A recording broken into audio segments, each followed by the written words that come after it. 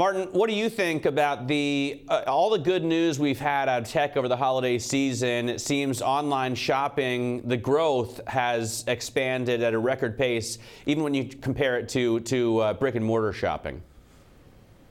Yes, if we jump back 12 months ago, we were very bullish at the start of last year because we were expecting with the uncertainty on trade, political issues and economic issues, that we would trigger significant policy easing. Over 60 central banks eased monetary policy.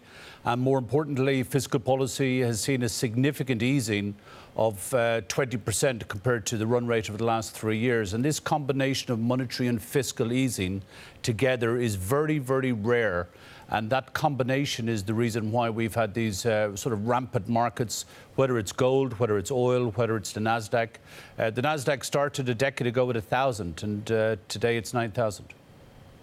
Is that underpinning, though, the consumer strength that we see here? Because the bottom line, it's your everyday consumer going out and spending money that's boosted these tech stocks. Absolutely. If we jump back 3 years ago, the American consumer is the significant leader here. And in 2019, we saw a deterioration in trade. We saw a deterioration in investment. But the largest component of global economy, U.S. economy, is the consumer. And the wages and the employment structure is exceptionally solid. 3 years ago, the wage structure in America was $46,000 a year. It's now jumped to $51,000. And that significant run rate increase is the reason why we have very, very solid consumption and numbers like Amazon numbers overnight.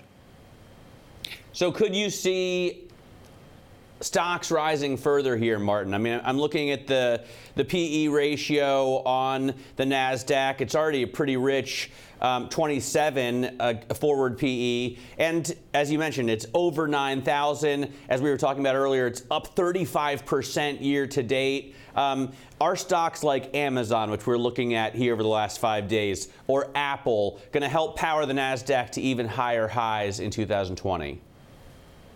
Well, we can see that the last 12 months, cyclical stocks and tech stocks in particular were the key winners. We may see rotations. There's absolutely no reason to be bearish. Every single factor that we look at from a macro perspective, an economics perspective, a political and trade perspective is actually bullish.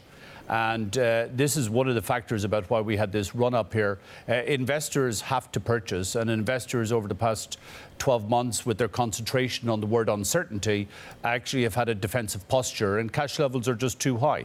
And people are going to have to invest, and we probably are going to continue very solid gains during the first quarter. Our outlook for the next decade is solid double-digit returns because of the backdrop we see on trade, politics and economic factors.